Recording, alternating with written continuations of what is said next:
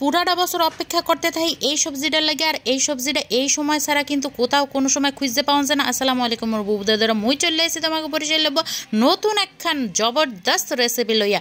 এই যে আলুটা দেখতে পাইতেছেন, এই কিন্তু মাইটটা আলু, মানে মাটির নিচে হয়। আর এই সময় ছাড়া এই আলুটা কিন্তু পাওয়া যায় না। এখনকার সে আরো পরে আরো ভালো আলুটাই পাওয়া যাবে। যাই হোক, এই আলুটা অনেকেই খাইতে চায় না, কয় লোদা লোদা হয়, মানে পিছলা পিছলা হয়। আজকে আপনাকে দেখামো কেমন এই পিছলা ছাড়াই এই আলুটা সুন্দর করে রাইন্দা খাইয়ে দেখবেন।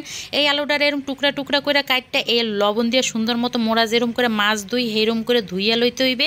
এতে করে দেখবেন অনেকটাই পিছলা পড়ে গেছে। হেয়ার পর পানিতে একটু হেদ্দ বহাই দিয়ে এদিকে মুই 5 গো আন্ডা হেদ্দ করে লইছে। হেয়ে সুন্দর মতো চোকলাটারে সিল্লা লইতে আসি। আজকে মুই এই আন্ডা দিয়ে রান্না, আপনারা চাইলে মাংস দিয়েও কিন্তু এটা বেমালা মজা লাগে। এই আন্ডাটারে মুই সুন্দর মতো একটু ভালো করে কাটতে লইতে আসি। এত করে ময় মশলা সুন্দর মতো ঢুকে যাবে। লবণ, হলদির গুঁড়া আর একটু সরষের তেল দিয়ে সুন্দর মতো ডিমটারে মাইকে জুকে রেখে দেবো। এতে করে ভাজার পরও ডিমের কালারটা অনেক সুন্দর থাকবে। এই যে আলুটা দেখতেই পাইতেছেন, হালকা একটু বয়েল হওয়ার মতো হইলেই ওই সময় পানিটা সেকে থুয়ে দিব। আর এদিকে কড়াইতে হরুরার তেল লইয়া হেয়ের মধ্যে ডিমটা দিয়ে সুন্দর মতো বাজ্যে লইতে হইবে। ডিমটা ভাজার আগে ওরকম করে ম্যারিনেশন করার সময় একটু তেল দিলে ডিমটার রংটা অনেক সুন্দর থাকে। তেলের মধ্যে কতটি গরম মশলা দিয়ে দিতে হইবে, যেমন তেজপাতা, এলাচ, দারচিনি। হেইয়া দেওয়ার পর পেঁয়াজ কুচি দিয়ে সুন্দর মতো একটু লাল লাল করে বেরেস্তার মতো ভাজ্যে লইতে হবে। হেইয়ার পর দিয়ে দিতে হবে পেঁয়াজ বাটা।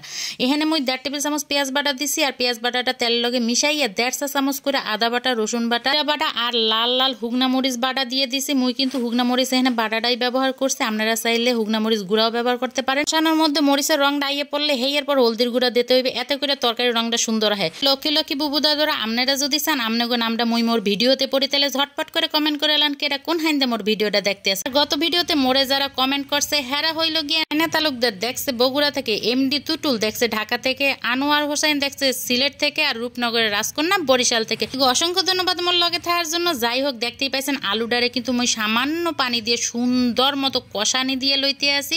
মানে আগের মশলাটা যখন কষানি হয়ে গেছে এরপর আলুটা দিয়ে দিয়েছিলাম, আর আলুর মধ্যে একটু পানি দিয়ে সুন্দর মতো কষাই লইতে আসি। এই কারণে কি হইবে, আলুটা সুন্দর মতো হেদ্দ হয়ে যাবে। কষানি হইয়া গেলে এর মধ্যে গরম পানি দিয়ে দিতে হইবে। কোনো ক্রমেই কিন্তু ঠান্ডা পানি দেওয়া যাবে না।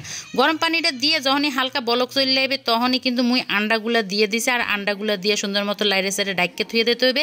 ঝোলটা যখনই ঘন হয়ে যাবে এরপর ধনিয়া পাতা আর একটু জিরার আর গরম মশলার গুঁড়া দিয়ে সুন্দর মতো ডাইকে থুয়ে দিতে হইবে, যতক্ষণ না সুন্দর একটা রং আহে।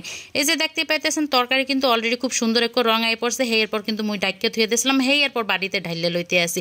ঢালার পর দেখতে আসেন রংটা কত সুন্দর হয়েছে।